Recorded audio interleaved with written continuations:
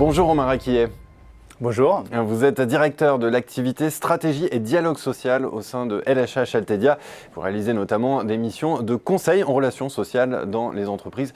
Alors à ce sujet, voilà quelques mois que les ordonnances de la loi travail ont été publiées.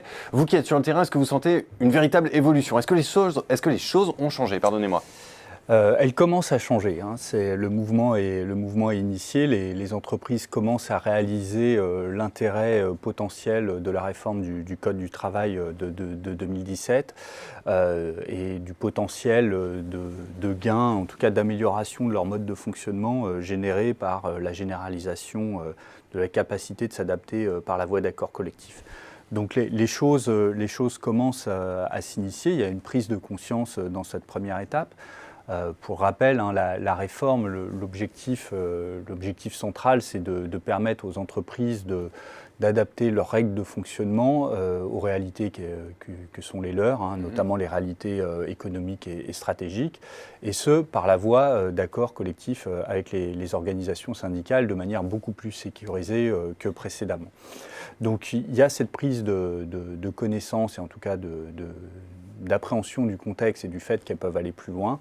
Et désormais, elles commencent à réfléchir sur la manière dont elles vont obtenir des accords en discutant avec leurs organisations syndicales. En quoi consistent vos missions pour renforcer ce dialogue social et qu'il bénéficie à la performance économique de l'entreprise ? À partir du moment où l'accord collectif, plutôt que la loi, qui fixe le socle minimum, mais à partir du moment où c'est l'accord collectif qui vous permet de trouver soit des marges de flexibilité, soit des moyens d'améliorer, on va dire, les conditions de travail de vos salariés, devient l'objet de recours et que cet accord devient plus compliqué à obtenir puisque désormais la règle c'est l'accord majoritaire, nos missions consistent à aider justement ces entreprises à obtenir des accords majoritaires et donc à élaborer avec elles des stratégies, notamment des stratégies de communication sociale pour convaincre leurs partenaires sociaux, les faire monter en compétences et s'assurer qu'ils arrivent à utiliser ce nouveau champ potentiel qui est devenu l'accord collectif d'entreprise.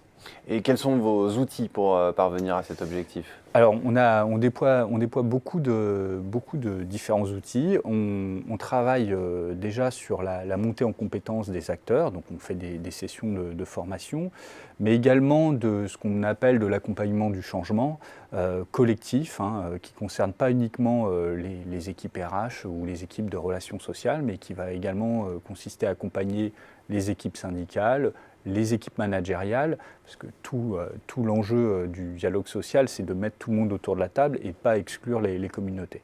Et donc il y a besoin d'appréhender collectivement. On croit fortement à l'implication, on va dire en parallèle de tous ces acteurs pour les faire monter en compétences et leur faire comprendre l'intérêt qu'il peut y avoir à avoir un dialogue social plus mature ou plus intelligent.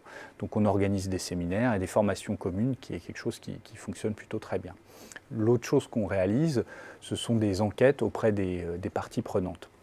Alors évidemment, il y a encore une fois les acteurs traditionnels du dialogue social, que peuvent être les organisations syndicales ou les communautés des ressources humaines. Et c'est important de recueillir à la fois leurs craintes, mais aussi leurs attentes face à un changement qui est quand même assez systémique. Mais on cherche aussi à impliquer l'ensemble des communautés, réaliser des enquêtes auprès des salariés, savoir quelles sont leurs attentes envers le dialogue social, qu'est-ce qu'ils attendent de ces nouveaux accords, quels sont leurs sujets de prédilection, mais aussi, encore une fois, des managers pour qui il est important de bien identifier les enjeux d'amélioration.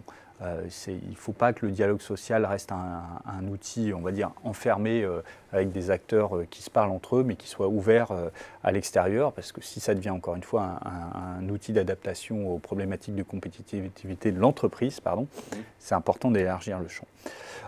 Enfin, ce qu'on réalise, c'est qu'on fournit aux entreprises des benchmarks qui les aident à convaincre leurs organisations et à se convaincre elles-mêmes de ce qu'elles peuvent faire, mais aussi à contextualiser et à rédiger les nouveaux types d'accords qui sont ouverts par la réforme. De manière générale, on n'a pas de recette type. L'idée, c'est vraiment de s'adapter au contexte des différentes entreprises et aux différents besoins spécifiques qu'ils peuvent avoir et de bâtir avec elles des accompagnements pour s'assurer d'enclencher la première phase de cette transformation du dialogue social. Eh bien, merci beaucoup Romain Raquier pour cet éclairage sur les différents moyens de renforcer le dialogue social dans les entreprises. Merci encore. Merci à vous.